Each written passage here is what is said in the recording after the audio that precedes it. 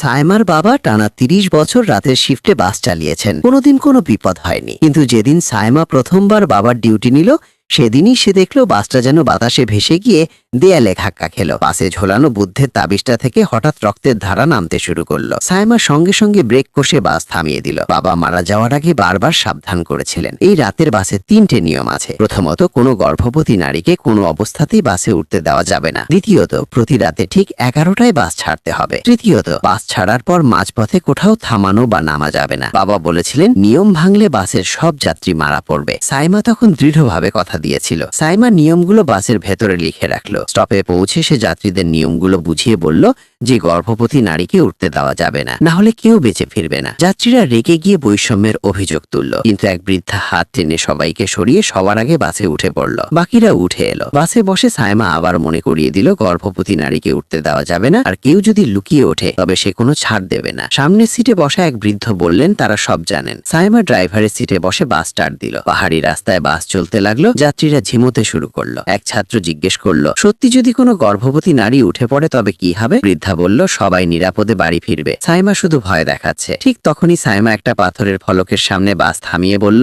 গর্ভবতী নারী বাসে উঠলেই আমাদের সবার মৃত্যু নিশ্চিত। সাদা পোশাকের এক ব্যক্তি প্রমাণ চাইল। সাইমা বলল, এই নিয়মগুলো ৩০ বছরের অভিজ্ঞতায় রক্ত দিয়ে লেখা, বিশ্বাস করো বা না করো। এরপর সে জানাল, সামনে জঙ্গল এলাকা। সে শেষবারের মতো জিজ্ঞেস করলো, বাসে কোনো গর্ভবতী নারী আছে কিনা, কারণ একবার ভেতরে ঢুকলে ফেরার পথ থাকবে না। হলুদ চুলের ছেলেটা হুমকি দিতে লাগলো। ছাত্রটি বলল, সবাই যখন বলছে নেই তখন নেই। সাইমাকে বাসে এগিয়ে নিতে হলো। বাস ফলক পার হয়ে জঙ্গলে ঢুকলো এবং একটা শুকনো গাছের পাশ দিয়ে বেরিয়ে গেল। কেউ কেউ বলল, এই জঙ্গল কি মানুষ খেয়ে ফেলে? সাইমা বাস চালিয়ে যাচ্ছে, যাত্রীরা ঘুমাচ্ছে, কিন্তু সে দেখলো সেই একই শুকনো গাছ বারবার দেখা যাচ্ছে। জঙ্গলে ঘন কুয়াশা। ৩৫ মিনিট পার হয়ে গেছে। সাইমার মনে হলো কিছু একটা গন্ডগোল আছে। সাধারণত ২০ মিনিটেই জঙ্গল পার হওয়া যায়, কিন্তু আধ ঘন্টার বেশি হয়ে গেল, তবু সুড়ঙ্গ এলো না। পেছনের বৃদ্ধ ভাবতে শুরু করলেন, এত সময় কেন লাগছে? বৃদ্ধা বলল, সাইমা ইচ্ছে করে পথ ঘোরাচ্ছে। হলুদ চুলের ছেলেটার আগে চিৎকার করে বলল, গাছটা আবার দেখা যাচ্ছে। ছাত্রটি বলল, সেও গাছটা বারবার দেখছে। তারা কি কোনো অশুভ শক্তির কবলে পড়েছে? বৃদ্ধা তাকে গালি দিল, কিন্তু বাসের লাইট ঝিকমিক করতে শুরু করলো এবং তারা আবার সেই শুকনো গাছের পাশ দিয়ে গেল।